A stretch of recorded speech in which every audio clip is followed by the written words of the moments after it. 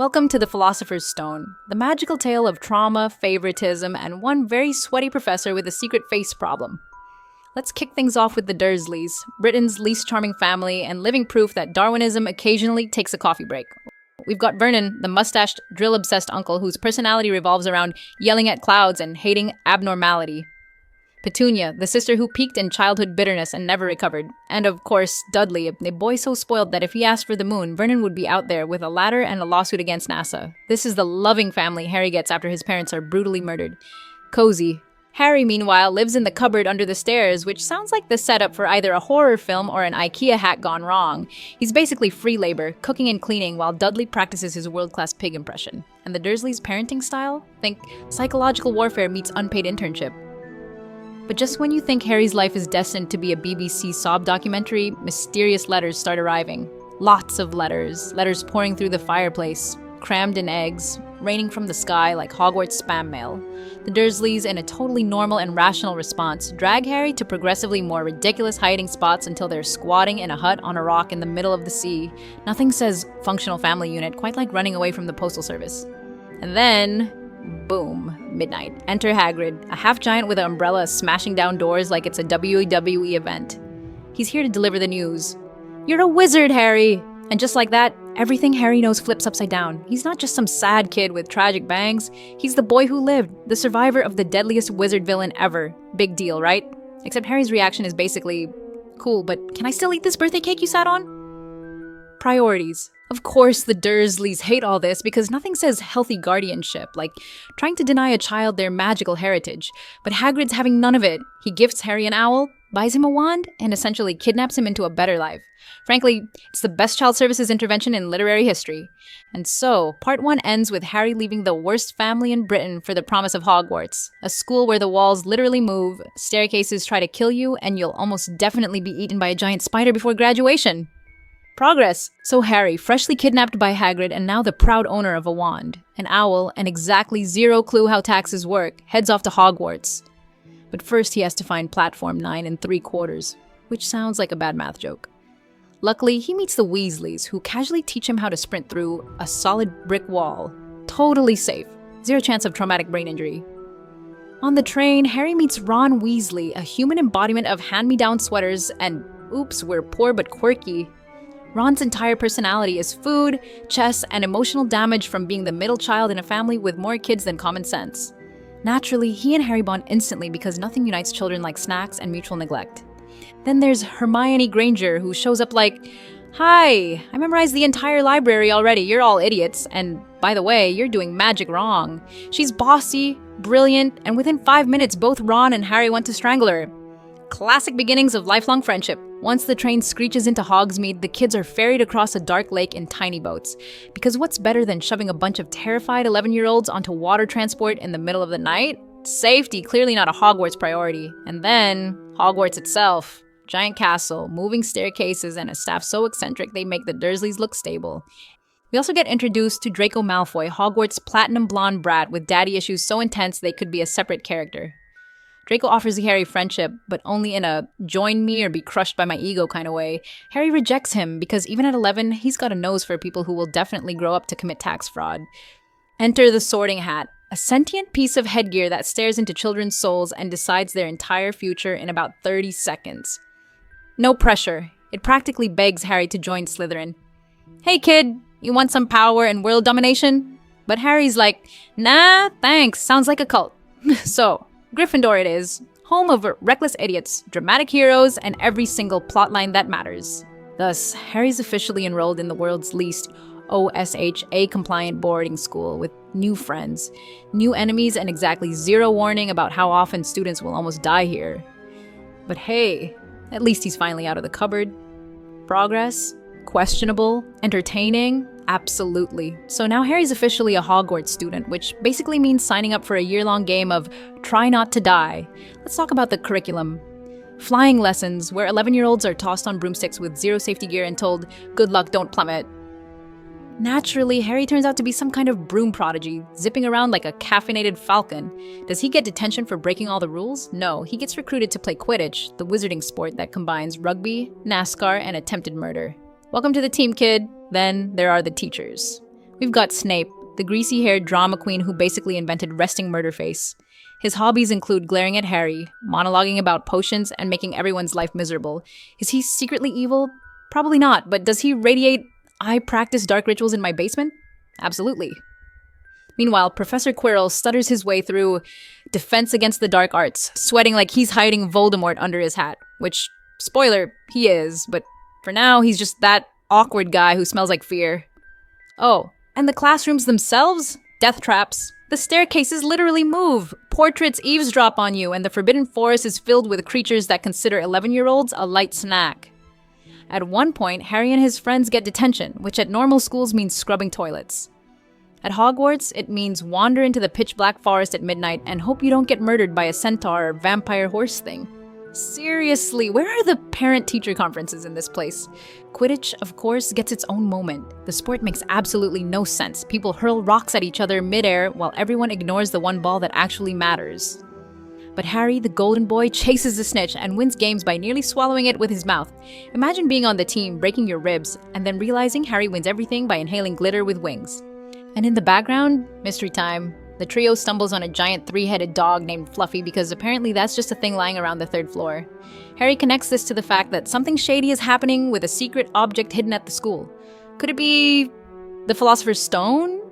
Probably, but let's not ask an adult. Let's solve it ourselves like pint-sized detectives with no sense of self-preservation. So yeah, welcome to Hogwarts. Education level, medium. Trauma level, high. By now, Hogwarts has made one thing very clear. This school is less about education and more about which child will survive the semester. And Harry, Ron, and Hermione, they've decided to go full Sherlock Holmes. If Sherlock Holmes were 11, had no legal rights, and solved crimes mostly by eavesdropping and sneaking around. It all starts with Fluffy, the 3-headed dog. Because what's the best way to protect a priceless magical object? Not a vault? Not a spell, but a slobbering Cerberus that anyone can lull to sleep with a little flute music. The trio realizes Fluffy is guarding something, and thanks to some convenient overheard conversations, they connect the dots to the Philosopher's Stone. Immortality, wealth, ultimate power. Totally the kind of object you want hidden in a middle school. Meanwhile, Hagrid's out here being the most suspicious man alive. He just happens to mention secret information, just happens to raise a dragon illegally in his wooden hut, and just happens to spill security details to strangers in pubs. Subtlety is not his strong suit. He wins a dragon egg in a shady card game because, sure, why not adopt a fire-breathing death lizard in a school full of children? Naturally, Harry and friends end up smuggling the baby dragon Norbert in the dead of night. Nothing screams good education like first years running a black market dragon operation. Of course, they get caught. Shocking, I know. Their punishment? Detention, and not just scrub cauldrons, detention. Oh no, Hogwarts prefers wander into the Forbidden Forest with an unstable half-giant and track a creature that's literally murdering unicorns. Normal, safe, totally age-appropriate. During this little field trip, Harry stumbles on a hooded figure drinking unicorn blood like it's a Capri Sun. Creepy, traumatizing, and definitely not something to bring up at breakfast. Spoiler, it's Voldemort. Surprise! By now, the trio is convinced that Snape is behind everything. After all, he's got the evil vibes, the cloak, the insults. Hermione's like, "Case closed." Harry's like, "Time to be reckless." Ron's like, "Wait, why me?" And the school staff? Oblivious. Classic Hogwarts. So, the mystery escalates. Immortal rock hidden at school. Teachers clearly incompetent. Dark Lord possibly slurping unicorn smoothies in the forest. And the only people who seem to care are 3 kids who should probably be in bed by 8 p.m. If that's not peak Hogwarts energy, I don't know what is. So Harry, Ron, and Hermione finally decide, yup, 3 children with 0 life experience should definitely stop the Dark Lord from stealing the most powerful magical object in existence.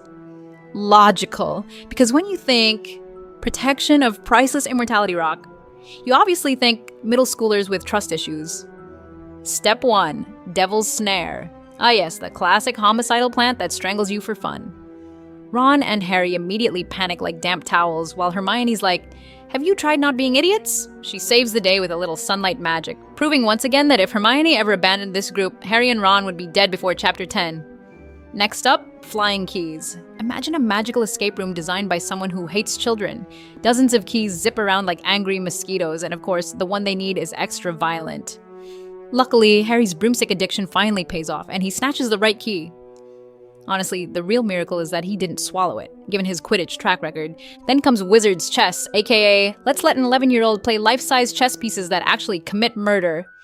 Ron shockingly becomes the MVP here, sacrificing himself like some kind of ginger kamikaze so Harry and Hermione can go on. Harry's all, Ron, no! Meanwhile, Ron's like, shut up and let me be dramatic, Harry. 10 points for Gryffindor, -1 functioning best friend. By the end of it, Hermione's forced to stay behind, Ron's out cold, and Harry's marching into the final room alone because nothing screams responsible education, like tossing an 11-year-old directly at the Dark Lord. Cue ominous music, curtain rises, endgame time. So Harry struts into the final chamber, ready to heroically face Snape. Except, plot twist, it's not Snape, it's Professor Quirrell, the nervous stutterer who spent the entire year acting like a man terrified of his own shadow. Turns out the stutter was just bad improv, and underneath the turban? Surprise! He's rocking the most cursed mullet in history, Voldemort's face literally stapled to the back of his skull. Stylish. Quirrell delivers the classic villain monologue about how he's been after the Philosopher's Stone the whole time. Harry, bless him, is 11 and still thinks milk money is a big deal, but suddenly he's supposed to process. Oh cool, the world's most evil wizard is fused to your teacher's head. Awesome. Totally fine. Now let's talk about the Philosopher's Stone itself. Dumbledore, in his infinite wisdom, decided to hide it with a magical mirror that basically says, the stone will only appear to someone who wants it, but not for themselves. Translation, literally no adult in this story qualifies, but conveniently one underfed 11-year-old with low self-esteem does. Harry looks into the mirror, wishes to keep the stone safe, and boom. It materializes in his pocket. Because why not give the nuclear codes to the kid who just learned what chess is? Quirrell tries to grab Harry, but plot twist number 2. Harry has secret mom protection powers. Turns out, when Voldemort killed Lily Potter, her love left a magical booby trap that makes Harry toxic to dark wizards. So when Quirrell touches him, it's instant barbecue. Harry literally defeats the Dark Lord with the power of hugs and human skin contact. Forget wands. Touch is deadlier. Of course, Harry immediately passes out because apparently saving the world at 11 is exhausting. He wakes up in the hospital wing with Dumbledore sitting there like, hey champ, thanks for risking your life while the adults did nothing. By the way, have some candy. Classic Dumbledore, zero accountability, maximum twinkle. And to top it off, the House Cup ceremony.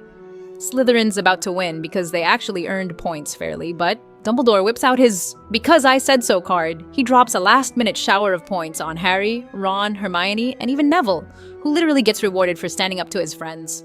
Gryffindor wins, Slytherin sulks, and Harry officially learns that Hogwarts is less about fairness and more about narrative convenience. And so ends. Harry has friends, Voldemort's still haunting the edges like a bad Wi-Fi signal, and we've set the stage for 6 more years of trauma disguised as education. So, if you enjoyed this chaotic dive into Harry Potter's first year of almost dying, make sure to like, subscribe, and hit that bell icon, or else Voldemort's moving into the back of your head. Your choice. And don't go anywhere, because next time we're diving straight into the Chamber of Secrets, where Harry returns to school and finds out, shocker, it's still a death trap, only this time with snakes and bathroom ghosts. See you there.